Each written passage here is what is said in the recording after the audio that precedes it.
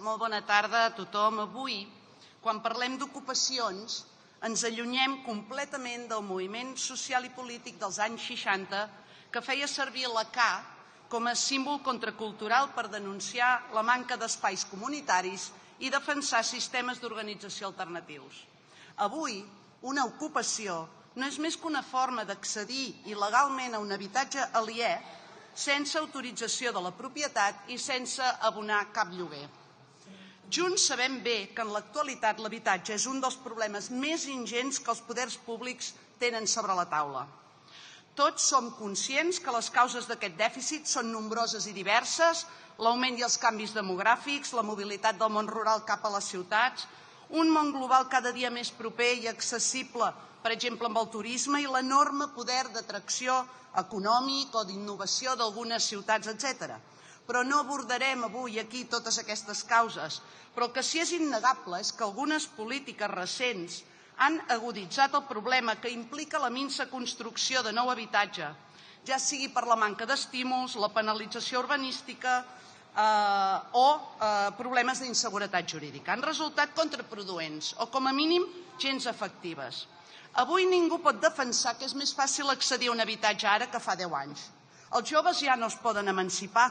Quan finalment ho intenten ja han deixat de ser joves i són majors, adults de més de 30 anys. I nombroses famílies pateixen per arribar a final de mes amb l'habitatge convertit en un dels temes que més els preocupa per assegurar-se un nivell de vida adequat. Fa molts anys que tant en el nostre entorn polític europeu com aquí s'ha anat edificant l'estat del benestar, recolzat en fonaments potents i ambiciosos en termes de salut, d'educació, de seguretat i més recentment també d'acompanyament social, les anomenades potes de l'estat de benestar. Aquest sistema, sostingut pels impostos de tothom, ens permet accedir als hospitals quan patim una malaltia, enviar els nostres infants i joves a l'escola i a l'institut, gaudir d'un cert grau de seguretat gràcies a la policia i garantir, per exemple, que els nostres avis rebin una pensió, tot i que sovint aquesta sigui massa minsa, després d'una llarga vida de treball i esforç. I si dic tot això, és perquè Junts per Catalunya defensem fermament que l'habitatge ha de constituir una nova pota de l'estat del benestar i que els poders públics han d'implementar polítiques eficaces i disposar de pressupostos robustos i sostinguts per tal que els nostres ciutadans, tant joves com famílies, puguin accedir a un habitatge digne. I fixi's que he puntualitzat que han de ser els poders públics els que han de procurar l'accés a l'habitatge. Assegurar aquest dret, com tots els altres, salut, educació, seguretat, no ha de recaure sobre les espatlles de determinades persones de manera individual, sinó que ha de ser responsabilitat de les administracions públiques i amb els recursos de tota la col·lectivitat. El que avui posem a la seva consideració va precisament en aquesta direcció: evitar que la protecció de la vulnerabilitat recaigui només sobre uns pocs particulars, els titulars d'un immoble, i que, en canvi, sigui la comunitat en el seu conjunt qui n'assumeixi la responsabilitat. Les administracions no poden abdicar de protegir la vulnerabilitat derivant-la a alguns particulars. Perquè, tot i que la Declaració Universal dels Drets Humans, en el seu article 25, estableix que tota persona té dret a un nivell de vida adequat que li asseguri la salut, el benestar, el vestit i l'habitatge, també disposa en el seu article 17 que ningú pot ser privat arbitràriament de la seva propietat. Aquesta declaració fixa un marc comú de protecció per totes les persones i arreu, el qual hauria d'inspirar totes les polítiques de tots els estats. I el sentit comú ens hauria d'impedir justificar que per garantir un dret humà en podem trepitjar un altre. És a dir, que per garantir el dret humà a un habitatge podem conculcar el dret humà a no ser privat arbitràriament de la nostra propietat. Alguns membres d'aquesta cambra podran argumentar que no tots els drets humans mereixen ser protegits pels poders públics. Potser aquells que per tradició ideològica proposen com a fita l'abolició de la propietat privada. Junts per Catalunya no. Junts no defensarem mai els drets humans a la carta. Volem defensar-los tots i arreu. Per això, per qüestió de justícia, presentem aquesta modificació legislativa. A més, a Junts per Catalunya ens preocupa el que està succeint amb les ocupacions, problema que també alarma la societat catalana. Els vull recordar que Catalunya lidera, malauradament, els casos d'ocupacions il·legals. Cada any té més ocupacions que la suma de les 3 comunitats següents amb més infraccions, que són l'andalusa, la valenciana i la madrilenya.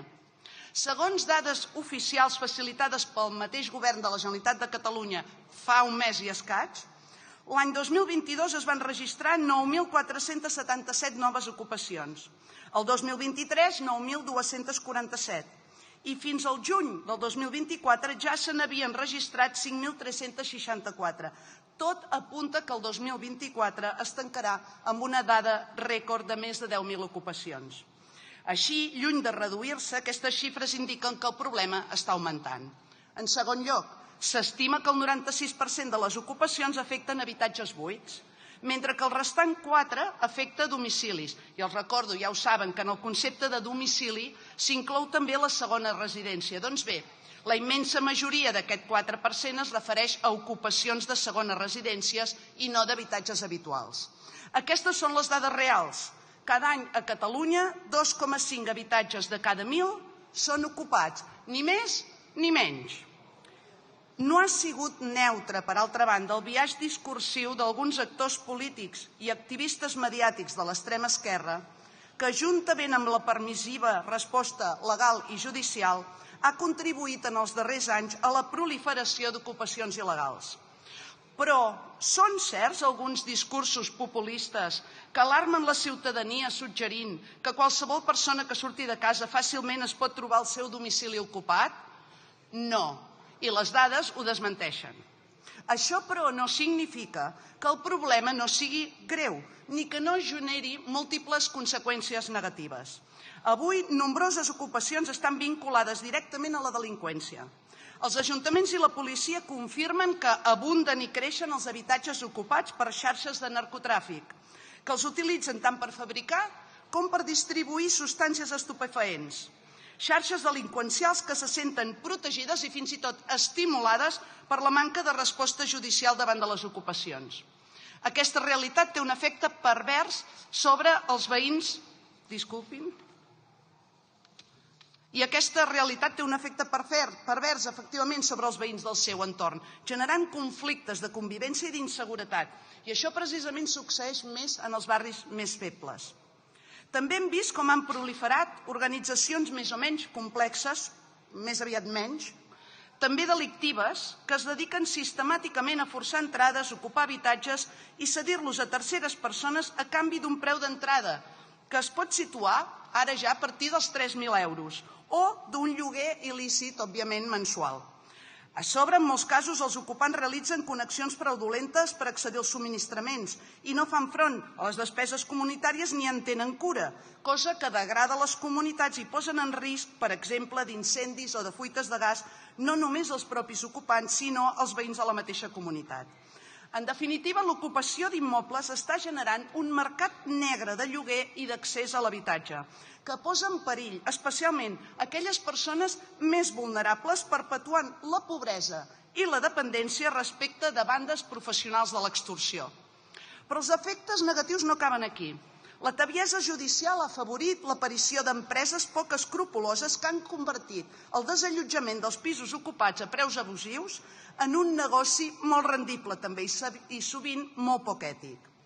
A més, la permissivitat actual impedeix que les administracions i entitats socials puguin gestionar habitatges buits per destinar-los a famílies vulnerables. I aquest és un efecte molt greu i molt poc comentat. A Catalunya és possible expropiar temporalment els habitatges buits dels grans tenidors com entitats financeres o fons voltors, perquè les administracions puguin destinar-los a polítiques públiques d'habitatge. Però les meses d'emergència estan col·lapsades i qui segueix els protocols sovint es troba sense solució perquè els immobles que podrien adjudicar-se legalment a famílies amb més vulnerabilitat estan ocupats il·legalment per aquells que no tenen cap prioritat segons els propis criteris administratius. L'actual legislació, tant penal com civil, ha demostrat ser ineficaç i lenta per desocupar un habitatge ocupat il·legalment. Per això, des de Junts per Catalunya, fa temps que treballem per aportar solucions reals.